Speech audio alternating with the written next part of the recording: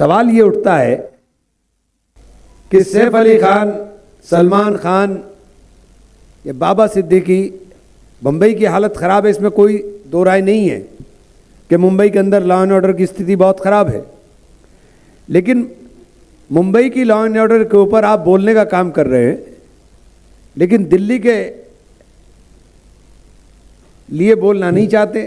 और आज आपने सैफ अली खान का नाम लेकर के दिल्ली के अंदर मुसलमान वोटों को साधने की कोशिश की, जब जहांगीरपुरी के अंदर दंगा हो रहा था और खुलेआम गोलियां चल रही थी, और जहांगीरपुरी दंगे के नाम के ऊपर जो दिल्ली के अंदर हो रहा था उसके ऊपर एक लफ्ज नहीं बोलेंगे। तब तो आप मुख्यमंत्री थे। अगर मुख्यमंत्री रहते हुए जाकर के जहांगीरपुरी के अंदर बैठ जाते तो जहांगीरपुरी के अंदर इतना नुकसान ना हुआ होता। आपने घर से बाहर निकालना भी मुनासिब नहीं समझा। बिल्किस बानो मामला,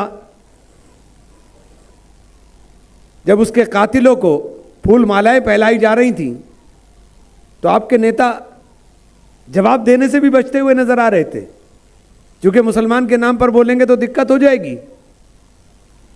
सीए एनआरसी में जब बच्चों के ऊपर जामिया के अंदर लाठी चलाई जा रही थी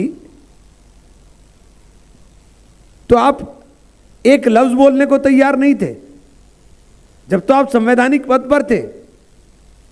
ये दिल्ली के ही मुसलमान थे जिनके ऊपर लाठी चल रही थी, ये दिल्ली के ही मुसलमान थे जिनके गोली मारी जा रही थी, ये दिल्ली के ही मुसलमान थे जिनके घरों को खाक किया जा रहा था।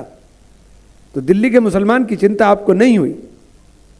निजामुद्दीन मरकज के ऊपर जब ताला लगाने का काम हुआ तो आप मुख्यमंत्री थे, आप मुख्यमंत्री थे, आपको जिम्मेदारी थी ना, आपने नैतिक जिम्मेदारी समझी, क्योंकि उस वक्त यह लग रहा था आपको कि मुसलमान को हाथ लगाएंगे तो जल जाएंगे। आपके विधायक को कुरान पाक की बेअदबी में सजा हो जाती है, आपके मुंह से एक लफ्ज नहीं निकलता है। तो आज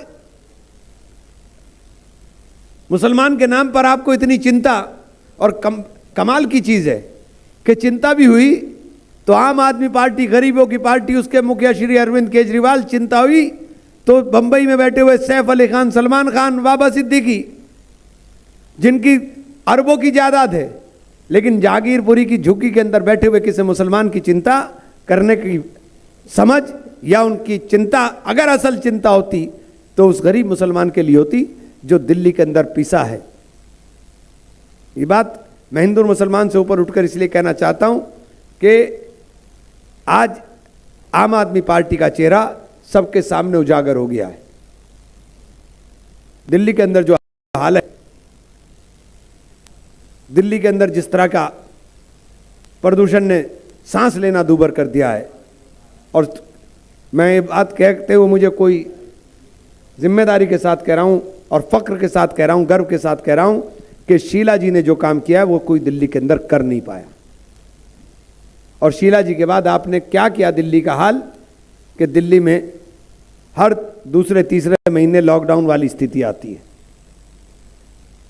ये बात आपके माध्यम से खास तौर से लोगों से भी मेरा है कि आज आपको सब चीज़ों को जानिए, पहचानिए।